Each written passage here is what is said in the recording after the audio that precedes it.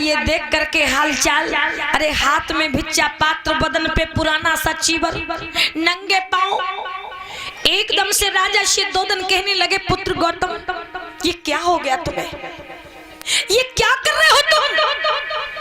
ऐसे कपिलवस्तु की शासन सत्ता को ठुकरा करके और साधुओं की तरह घूम रहे हो, बैरागियों की तरह घूम रहे हो, नंगे पांव विचरण कर रहे हो, ये बदन पे चीवर, हाथ में भिक्षा पात्र, ये ठीक नहीं है गौतम, लौट आओ। हे सिद्धार्थ, ये कपिलवस्तु तुम्हारा इंतजार कर रहा है, लौट आओ, लौट आओ सिद्धार्थ, लौट आओ। और क्या बोले महाराज शुद्धोधन, छोड़ दो ये चीवर, छोड़ दो ये भिक्षा पात्र। पिता है ना, पुत्र के प्रतिभाव उमड़ा है। और क्या बोले, ये राज्य चलाओ तुम गौतम। हे गौतम बहुत हो गया, ये राज्य चलाओ तुम गौतम, और मैं सत्य तुम्हें बतलाता हूँ, ये सत्य तुम्हें बतलाता हूँ।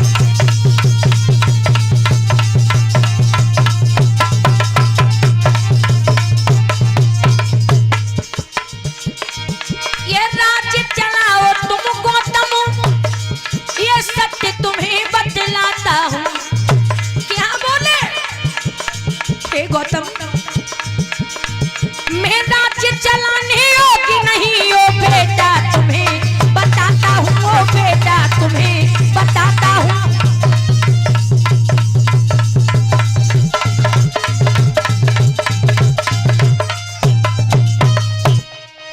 यानी 8 वर्ष के बाद भगवान जब कपिलवस्तु में आए तो कपिलवस्तु के महाराज शुद्धोधन बुद्ध को सुनाकर बोले, हे गौतम बस बहुत हो गया, छोड़ो ये चीवर, छोड़ो ये भिक्षा पात्र, और कपिलवस्तु के राजा बन के कपिलवस्तु पर शासन करो। पुत्र ये क्या भेष बना के घूम रहे हो,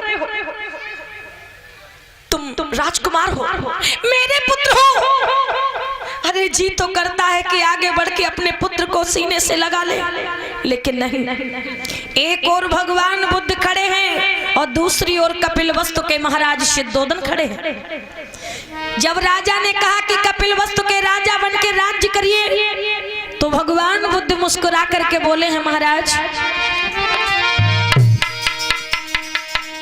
शुद्धोधन की बात सुनी गौतम ने वचन उचारा है,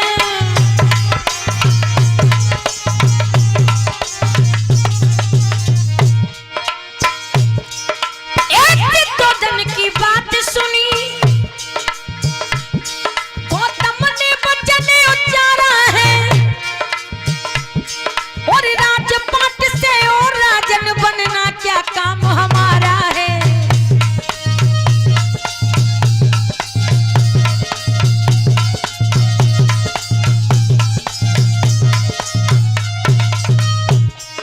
आज अपने पिता के राज्य में खड़े भगवान बुद्ध और कहने लगे, राजन, और राजपाट से हो राजन बनना क्या काम हमारा है।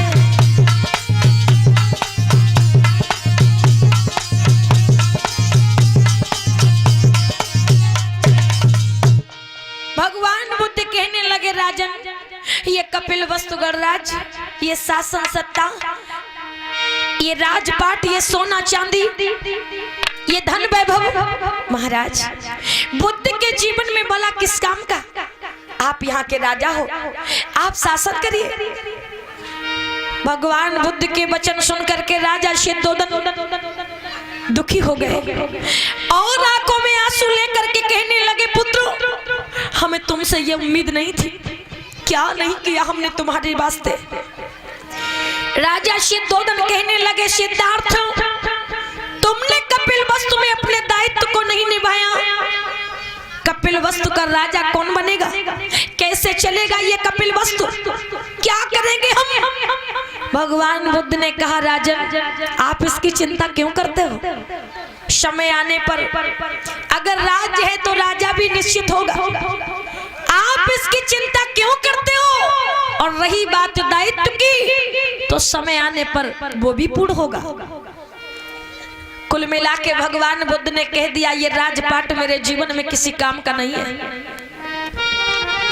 ऐसा लगा जैसे हजारों बिच्छुओं ने एक साथ डंक मार दिया हो। राजा सिद्धोधन को भगवान समझाए और कहा कि आप चिंता न करें, समय आने पर सब ठीक होगा। ऐसा कह करके बुद्ध आगे बढ़ गए। शंख को इशारा किया, भिक्षुओं ये सुबह का वक्त है, भोजन दान लेना है तुम्हें, तो चलिए नगर में चल करके भिक्षाटन करना है। आज भगवान बुद्ध के जो साथ में भिक्षु थे, बहुत भिक्षु, देखिए साधु क्या है। भगवान बुद्ध ने अपने समय संघ को नियम दिए थे। जैसे ये मंच पर बैठे हमारे बौद्ध भिक्षु धर्म गुरु हैं, इनके जीवन के नियम थे उस समय।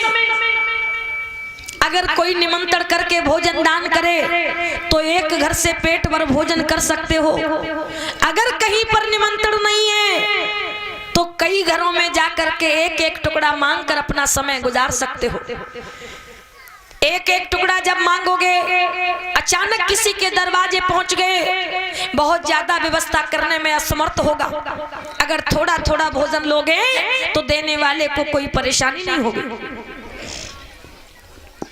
आज भगवान अपने संग को लेकर के पिता के राज्य में जब भिक्षाटन करने लगे, जरा ध्यान दीजिए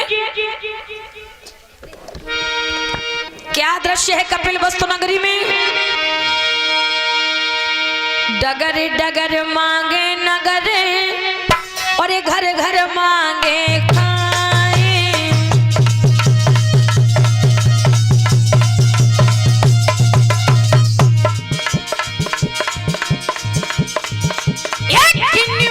नर पाल तब समाचार यश पाए।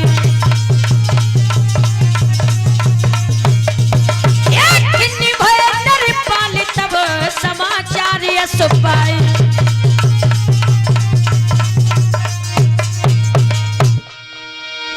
डगर डगर मांगे नगर और घर घर मांगे खाए। खिन्नी भय नर पाल तब समाचार यश पाए। इधर भगवान बुद्धो राजा की बात न मानकर आगे बढ़ गए और कपिल वस्तु नगर में एक एक दरवाजे पर एक एक भिक्षु खड़ा हो गया। रोटी मांगने के लिए दरवाजे दरवाजे भिक्षाटन करने लगे अपने पिता के राज्य में। राजा सिद्धोधन के एक गुप्तचर ने देखा भगवान बुद्ध भोजन मांग रहे, एकदम से दौड़ करके पहुंचा है राजा के पास में। राजा को प्रणाम किया। राजा तो वैसे भी दुखी थे। एकदम से सेवक कहने लगा, महाराज आज हम आपसे कुछ पूछना चाहते हैं। क्या बात है सेवक, क्या पूछना चाहता है? सेवक कहने लगा, महाराज एक बात बताओ, ये भगवान बुद्ध, ओहो ये क्या हो रहा है, देखो कैसे बैठे रहते हो, वहां कहां से आई है?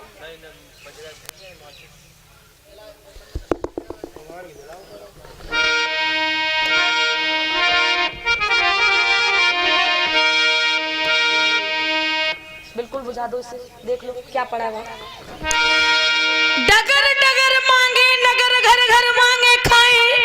खिन्न भय नर पाल तब समाचार यश पाए। सेवक राजा सिद्धोधन से कहने लगा, महाराज वो भगवान बुद्ध है, क्या आपके पुत्र थे? सच में?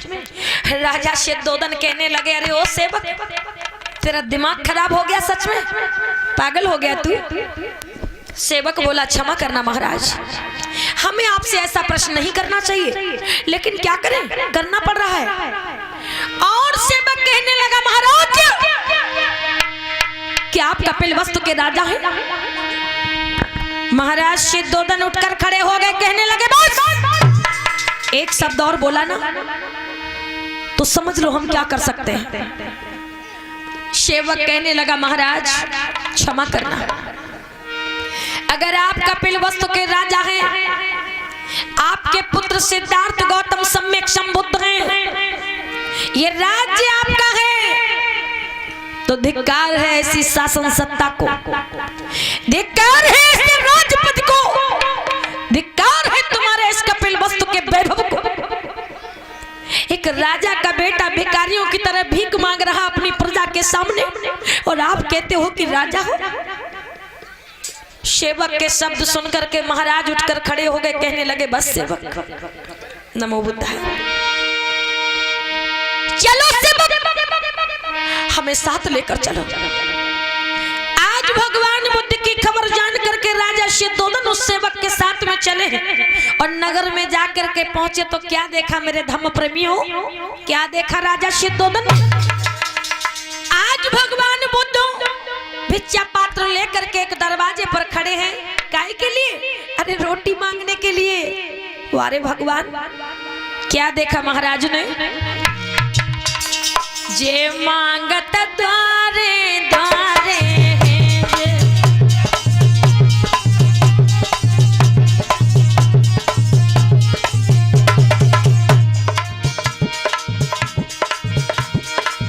मांगत द्वारे द्वारे हैं जे, मांगत द्वारे द्वारे हैं जे।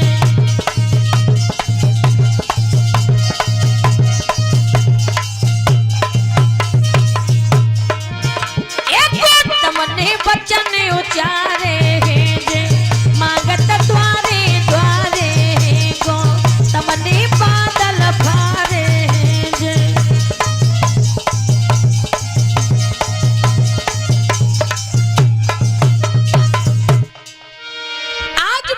शुद्धोधन ने देखा कि भगवान बुद्ध, अरे संग तो संग है, स्वयं भी खड़े हैं कटोरा लेकर, भिक्षा पात्र लेकर। एकदम से राजा शुद्धोधन भगवान बुद्ध के सामने जाकर खड़े हो गए और कहने लगे गौतम बस बहुत हो गया, ये क्या कर रहे हो पुत्र, ये क्या कर रहे हो? अभी कुछ देर पहले मैंने कहा था कि कपिल वस्तु में चल करके राजा बन के राज्य करिए, तब तो आपने मना कर दिया। आप जानते हो गौतम, अरे जिनके सामने तुम कटोरा लेकर के भीख मांग रहे हो, जिनके सामने तुम कटोरा लेकर खड़े हो एक टुकड़े को मांगने के लिए, हे गौतम ये सब तुम्हारी प्रजा है, सुबह से शाम तक दरबार में टहल करते हैं ये, अरे तब जा करके 2 वक्त रोटी मिलती है इनको, और तुम उसी में से एक एक टुकड़ा मांग कर खा रहे हो। लज्जा आनी चाहिए गौतम, शर्म आनी चाहिए आपको।